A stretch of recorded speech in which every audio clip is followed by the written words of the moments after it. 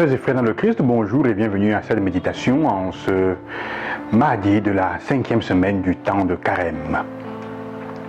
Jésus continue à avancer, désormais les textes de la Bible nous orientent à ce qui arrivera, à ce qui va se passer de plus en plus dans la vie de Jésus.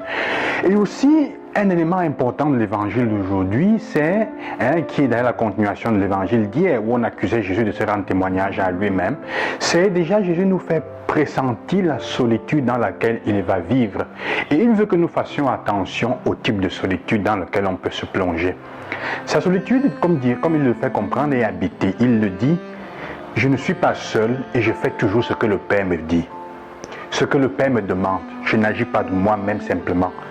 Donc, c'est difficile que je me trompe parce qu'en fait, je regarde l'univers, les choses, les habitudes autour de moi avec le désir de faire la volonté du Père, d'accomplir cette volonté. Donc, je suis un bien plus grand et un bien majeur. Alors, vous voyez, parfois, nous faisons le choix d'une solitude qui nous porte à être superbe.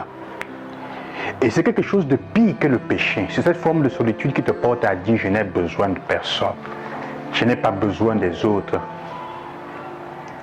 Pouvons-nous vraiment vivre sans avoir besoin des autres? Pouvons-nous vraiment vivre sans avoir besoin de l'autre? J'écoute ces derniers temps parfois des personnes dire, parce que justement on a vécu une expérience difficile, je n'ai pas besoin d'un homme, je n'ai pas besoin d'une femme pour vivre, pour grandir, pour être. On peut comprendre ce qu'il y a derrière. Peut-être d'une relation amoureuse, on pourrait dire, de vivre dans une relation amoureuse avec quelqu'un, avec un homme, pour être ce que je suis, pour m'épanouir. Mais on a besoin de l'autre. Pour partager ses joies, pour partager ses peines, pour partager l'amour, pour partager ce qu'on a, pour partager même les difficultés qu'on a, on a besoin de quelqu'un qui soit capable de nous accompagner dans notre cheminement, dans notre chemin de croix, dans notre fatigue, pour partager avec elle ou avec cette personne. Jésus dit donc, au moment où tu vas vivre la solitude, fais attention à ne pas te refermer sur toi-même, parce que alors c'est ça l'enfer. L'enfer, ce n'est pas un lieu où il y a une grande compagnie. En fait, l'enfer, c'est se regarder soi-même et ne plus être capable d'avoir de l'estime pour soi-même. Alors l'enfer commence là. Et cela arrive quand on se referme et on vit cette solitude où on dit, je ne veux pas de l'autre. Je n'ai pas besoin de toi. C'est une solitude qui fait qu'on exclut, on éloigne même Dieu de sa vie. C'est une solitude dans laquelle beaucoup de personnes sont en train de vouloir nous plonger. Des gens qui ne nous disent pas exactement ce dans quoi elles sont enfermées, quel est le plan derrière la tête ou des organisations auxquelles elles appartiennent, parfois ésotériques. Alors on tend à vous faire comprendre que l'Église croit en Dieu, c'est le Dieu des Blancs, c'est mauvais, c'est contre ses propres traditions. C'est un discours vaste et plus grand. Mais je vous dis, faites attention. Parce que après vous vous retrouvez vous-même attaqué de différentes manières parce que vous avez perdu l'opportunité de croire en Dieu. C'est en fait ce que la première lecture nous dit. Faites attention à penser que vous n'y a rien, vous ne pouvez, vous suffisez à vous-même. Alors on éloigne Dieu, on l'éloigne de soi-même. Et la vie se retourne alors contre toi comme un serpent qui te mord. Et dont la brûlure, le venin devient une brûlure dans ta chair. C'est pour ça que Dieu demande, dans le livre des Nombres à Moïse, demande-le, érige un poteau sur lequel tu mettras ce serpent. Qui sera mordu quand il le regardera, retrouvera la guérison.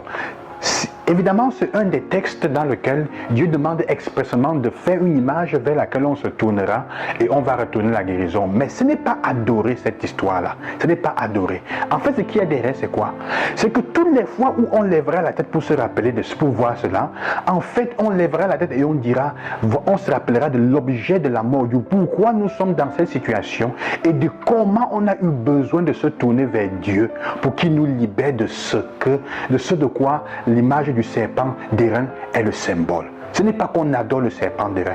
Ce n'est pas qu'on adorera la croix en elle-même, parce que d'ailleurs Jésus ne sera plus sur la croix, on arrivera à ce moment de Pâques, mais c'est pour qu'elle soit pour nous un rappel symbolique, quelque chose qui nous aide à aller, à aller à celui qui est au-delà, qui nous amène à quelque chose de plus grand que cela. C'est un lieu où on a fait l'événement, l'expérience de la manifestation de l'amour de Dieu. C'est pour ça que toutes les fois dans l'Ancien Testament où il y a une expérience particulière avec Dieu, Jacob, Israël, Joseph, Moïse, Abraham doivent construire un autel. comme signe d'un lieu marqué où on a fait une expérience particulière avec Dieu. Alors l'expérience aujourd'hui, nous sommes invités à cela, sœurs et frères, à cette bonne nouvelle.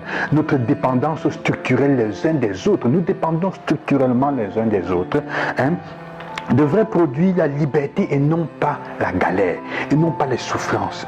Mais par peur de rester parfois embourbés, emprisonnés dans certaines relations qui nous font souffrir, alors nous nous condamnons tout seuls à vivre l'enfer.